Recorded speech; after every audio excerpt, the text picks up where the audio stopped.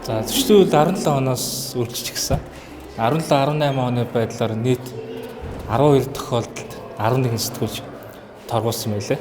2018 оны 10 дугаар сар хүртэлх энэ хугацаанд бол ерөнхийдөө одоо сэтгүүлч хэвлэл мэдээллийн эсрэг бол 130 гаруй сая төгрөгийн одоо ийм торгууль навруулсан гэсэн дүн байгаа.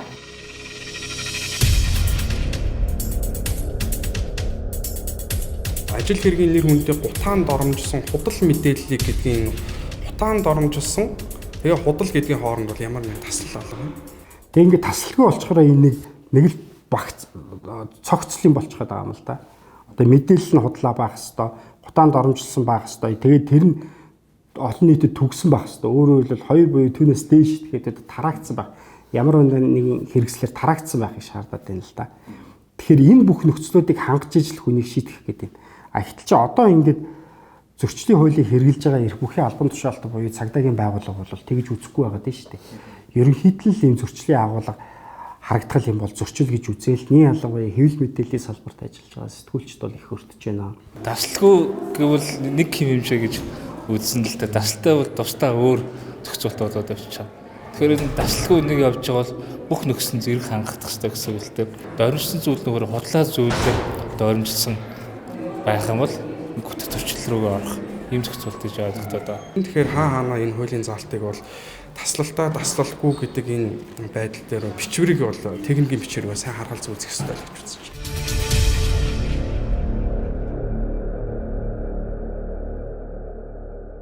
Газрын албаны хоёр иргэн одоо хурамчаар одоо энэ бичиг баримт үйлдсэн ийм баримт бичгүүд надад хуулбар нь байгаа. Би мэдэн дээр бүх баримтуудыг бол гаргасан. Тэгэхээр энэ дээр бол асуудал байхгүй. Надад иргэний өгсөн мэдээллийн дагуу мэдээлэл бэлтгэсэн гэд. Тэгээд цагдаа мань заа гайгүй байлгуудыг явуулсан. Хизээ хойно намайг өнгөрсөн одоо 1 сар торгосон байсныг мдээгүй явж байгаад би 3 сард мэдчихэж байгаа. Яаж мэдсэн гэрээр ирсэн. Гэрээ хаягаар ирээд тэгээд 1 сарын хэдэн төлөөдөө ингээд 2 сая төгрөгөөр торгуулийн одоо шийтгэл оноож байна гэд. Тэгээд та 14 хоногийн дараа гардаж авснаас хойш энэ хугацаанаас хойш 14 хоногийн дараа шүүгд хандах одоо эрхэн нээлттэй гэж байна. Би 3 сард манай гэр төрүүлж өгсөн юм чинь тэр бол эргээд миний шүүгд хандах эрх бол зурж өгч байгаа. Ийм асуудлууд бол олон баг. Намаа хин нэгэн иргэн миний бэлтгэсэн одоо мэдээ нэвтрүүлгэн дээр гомдол өгнө. Тэгээд тэр гомдлын дагуу тухайн цагта болвол гомдлын дагуу шалгах ёстой. За шалгалаа гэхэд тэр одоо бичсэн мэдээ нэвтрүүлгийн үнэн мөнийг бол тэр цагтаа шалгахгүй. Одоо шүүхийн мэтгэлцээний бараг асуудлыг зөвхөн нэг юм хэсгийн байцаагчд өгчхөөр энэ маань бол тэгэл бараг тэр хүний өөрийнх нь үзмжээр шийдэгдчихдэг юм зүйл болж хувираад байгаа байхгүй. Тэгэхээр энэ бол ерөөсөө зохистой шийдвэр биш.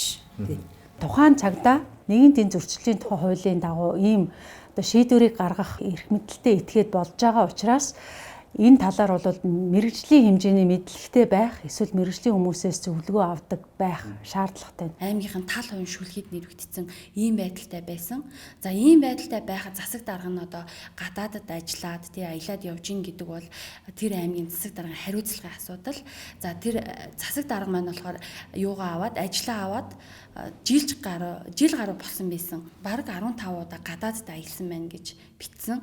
Энэ дээр болохоор би унсан тухайн аймгийн засаг дарга одоо 13 удаа гадаадд явсан гэдэг баримтаа одоо хуулийн байгууллагад цаанаас ингээд явуулсан байсан. Тухайн гутаанд оромжилсан гэж үтсэн.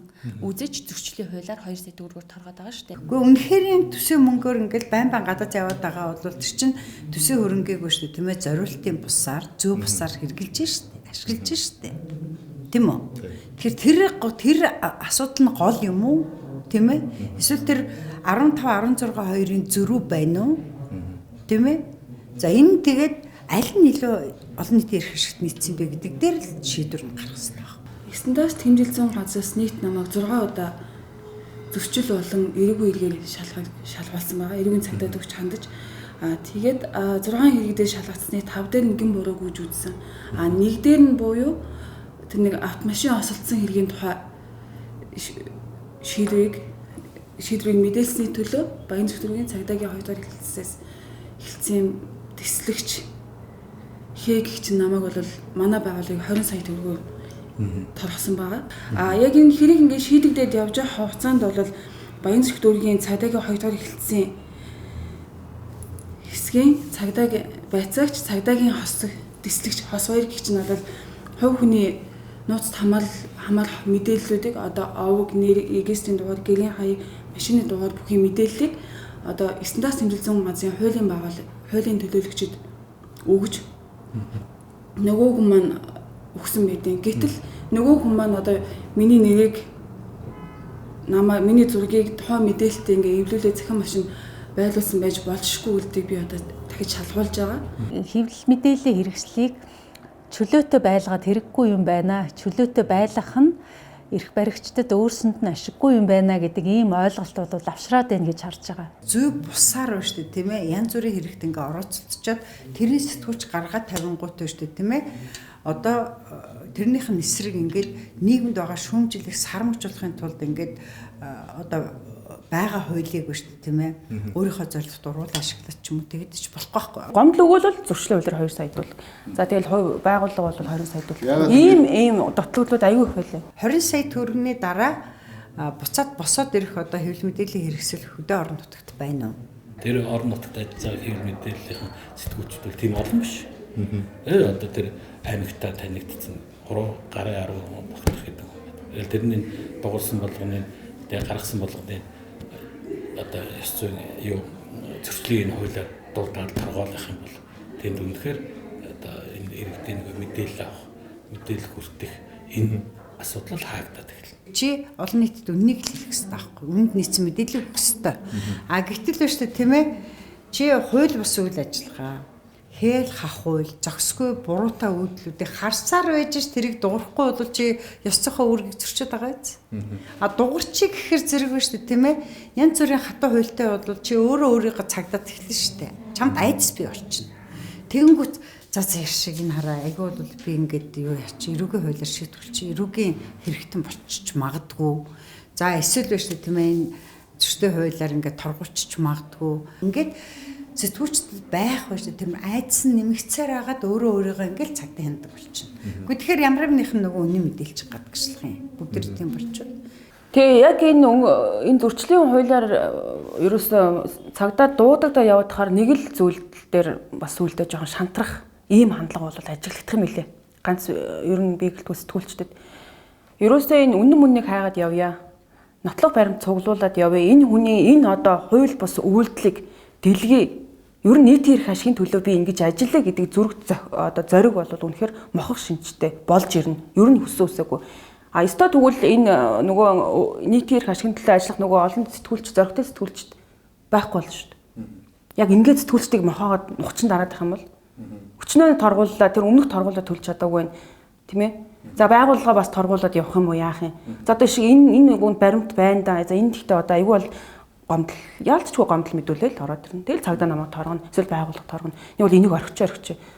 Тэгээ эцэст нь ингэж зориг зүрхийг нь мохоогоод нухчин дарсаар байх юм бол эцэст юу болох юм бэ гэхээр сэтгүүлч өстой нөгөө хүний хэлсэн бэлэн үгийг аваад дамжуулаад тэгэл хүний үгээр тэр нөгөө ард түмний жинхэнэ дуу хоолой хайчих юм бэ. Энэ нь бол маш суларч ирнэ гэж харж байна.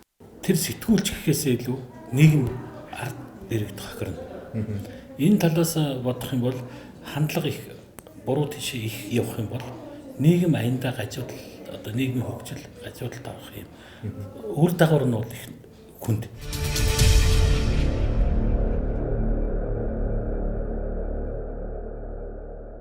Өтцөлтэй холбоотой гомдол гаргасан зүйлсүүдийг судалж үзсэн л дээ. Тэгэхэд бол нэг 60 орчим хувь нь төрчлийн торгосон шийдвэр нь өөрөө хүчинтэй үйлдэл 40 орчим хувь нь хүчингүй болсон байж байна. Тэгэхээр гүцэгчлэлтэй холбоотой шийдвэрийн чанар бол нэг 60%-тай 60-70%-тай байна. ЮНЕСКОгийн индикатор байдаг. За сэтгүүлчдийн аюулгүй байдлын шалгуур үзүүлэлтийг хэрхэн хэмжих вэ гэсэн. Тэгээ энэ шалгуур үзүүлэлтийн дагуу одоо судалгааныхаа санал асуулгыг боловсруулад сэтгүүлчдээс судалгаа авсан байгаа. Тэгээ энэ индикатор дээр ямар асуулт байдаг вэхээр одоо мэдээлэл хөөс татгалцсан татгалцсан хэсэг, за гэр бүлийн гишүүдийг үгүй бол гэр бүлийн гишүүдээр дамжуулж одоо сүрдүүлсэн хэсэг ч гэдэм үү. За мөн тэгээ ажлын багж хэрэгсэлт нь халтсан. За нууц их сурвалжаа илчлэгийг одоо шаардсан тий. За шүүх хүчний байгууллагт хандсан, шүүх хүчний байгууллагаас дарамт ирсэн. За мөн одоо бие эрхтэнд нь халтсан. За уцаар чагнасан одоо тохиолдолч гэдэм үү. За мөн одоо захим холбоотойгоор хувийн сошиал аккаунт мэдээлэл алдаж ийсэн хэсэг ч гэдэг юм эдгээр зүйлүүдийг асуусан байгаа. Тэгээд ингээд үзэхэд бол ер нь судалгаанд оролцсон сэтгүүлчдийн одоо 67% нь ямар нэгэн байдлаар сүрдүүлсэн, дарамтлсан, занал хийлсэн ийм тохиолдолд өгчөжсэн гэдэг зүйлийг хэлсэн байгаа юм. Гэр бүлийн ч гэсэн маш их сэтгүүлсэн дарамттай. Одоо бойл эсвэл одоо гадагшаа явъя, эсвэл одоо яадын тий хамгаалалт тав гэдэг нөхөр хүсэл өглөө ажлаар хүйж өчөөд оройн хүүжиж авдаг болсон тий. Тэр хүнд би одоо надаас илүү миний гэр бүлд маш их сэтгүүлсэн дарамт ирчихэж байгаа байхгүй. Тэгээ байгууллагаас хүртэл тодорхой хэсэг хугацаанд хамгаалж харааж өгсөн. Энэ асуудал чинь байж болшгүй асуудлаа баярмаа гэд манайхаас нэг сар гарan намайг бол хамгаалж авч өгсөн. Тэгэхээр яг энэ зөрчлийн хууль гэдэг зүйл маань бол сэтгүүлчдийн урам зориг мохох, сэтгүүл зүйн салбараас нийгэмд ямар чухал хэлээ те. Яг энэ чухал салбарыг энэ зөрчлийн хууль гэдэг юугаар ингээд бас нэг нухчин дараад байгаа юм даа л гэж харагдаж байна л да. Түүнээс л одоо бид нэр ажиллаа хийж байгаа штэ. Гомдол өгсөн л бол угаасаа л тэрийг хизэж хинж зөв бурууг шалгахыг хүсгүйгээр л торгоо ичдэг. Тэр бол угаасаа үнэхээр сэтгүүлчээ ажил мэргэжлээ өөргөө гүйцэтгэж явах энэ одоо эрхэнд нь настай халдж ийн л гэж бол үзээд байгаа. Нөгөө салбарын хууль маань салбарын зохицуулалт өөрөө бүрэн бус гэсэн. Нэгсэндээ хэвлэл мэдээлэл эрхчлөөний тухай хууль маань өөрөө босронгуй бус учраас завсрын зохицуулалт байхгүй болоод тэгэхээр шууд шийтгэл рүү ороод байна л да. Энэ их болох процесс үл маш болох. Энийг нэг бол шинжилэн хариулахгүй бол болохгүй. Энд тухайн зөрчилд холбогдсон гэхэд өөрийнхөө гин бурууг нотлох тэр арга зүй ирэх тэр юмнууд нь бараг байдаггүй. Ерөөсөө энэ их сони юм билээ шүү дээ. Зөрчил гэж юу хэлэх юм бэ гэхээр зөрчлийн шинжийг агуулсан зүйлийг зөрчил гинэ гэж шууд эрхбүхийн албан тушаалт нь өөрөө тодорхойлоод тэгэл зөрчил гэж явчихна. Наадах чинь зөрчил биш гэдэг. За ингээд нөгөө нэг одоо жишээ нь манай процессын том хуулиуд байна шүү дээ. Иргэний хэрэг шүүгт хинэ шийдвэрлэх тухай захиргааны ч юм уу эрүүгийн процессын хуулиуд болохоор дунд нь мэтгэлцэх буюу энэ маргах боломжийг олгоод байгаа байхгүй. Зөрчлийн хууль бол тэр нь баг байдаг юм байна. Тэгэхээр тэр чигээр туушинтал тэгэл тэр эрх бүхий албан тушаалтан буруу гэж үзсэн бол буруу чигээр явсаар бол дуусна. Жохон мэтгэлцээний хэлбэр нь шүүхтэр л ирж байгаа шиг байна. Би энэ ингээд ийм зүйл хийгээгүй. Наа зөрчилтөнд тогтоохдохгүй байна. Одоо саяных тийм ээ. Би ингээд ёс зүйн зөвлөлөөрөө бүх юмаа гаргаад ирсэн. Намайг талуудын байр суурийг тусгаад би ямар ч хүний гутаанд оромжлоогүй би юм нийтлэг бичсэн. Тэгээ ингэсэн байна гэхээр тэр боломж нь бага. Тийм учраас би энэ хуулийг бол нин даруй өөрчилж тийм ээ. Өөрөөр хэлбэл холбогдогч этгээд эрхээ хамгаалах боломжоор нь хангах хэрэгтэй юм бэл. Сэтгүүлчд болон хэвлэл мэдээллийн байгууллагууд иргэдээ одоо хуульчдтай л ах хэрэгтэй. Гадаадд ч гэсэн тийм л байт юм билээ. Хуулийн фирмүүдтэй бол маш ойр ажиллах хэрэгтэй. Яг гэвэл та бүхэн одоо энэ сэтгүүлч хэвлэл мэдээллийн байгууллагууд улаан шугамын маш ойрхон явдаг. Энийг шийддэг байгууллага аяндаа дэлхийд бий болсон. Тэ хэвлэлийн зөвлөл одоо ёс зүйн байгууллагууд. Тэр нь яг уу дэлхийн улс орнуудад янз бүрийн төвшөнд байна, алаг цог байна, хэрэгжиж байгаа арчлан өндөр хөгжих орнууд бол энэ бол маш амжилттай төвшөнд явж байгаа. Мэргэжлийн хууль зүйн шинжилгээ ухааны өнцгтэйгээр техникийн зөв одоо арга техникийг ашиглаад хүний эрхийн мэдрэмжтэйгээр тайлбарлах энэ эрх мэдлийг бол шүүхийн байгууллага хэрэгжүүлэх цаг нь болсон гэж үзэж байна. Хэвлэл мэдээллийн эрхчлөөний тухай хууль урьдчилан шийдвэрлэх ажиллагаа бий болгоод хэвлэл мэдээллийн тавьдаг дотоод хяналтаа сайжруулад энэ нөгөө салбарын хуулиар зохицуулагдчих. Энийг сайжирчих юм бол ер нь тэр нь эрүүг хуулиар шийдэх нь зөрчлийн хуулиар шийдэх нь пайдлыг болчихно л доо.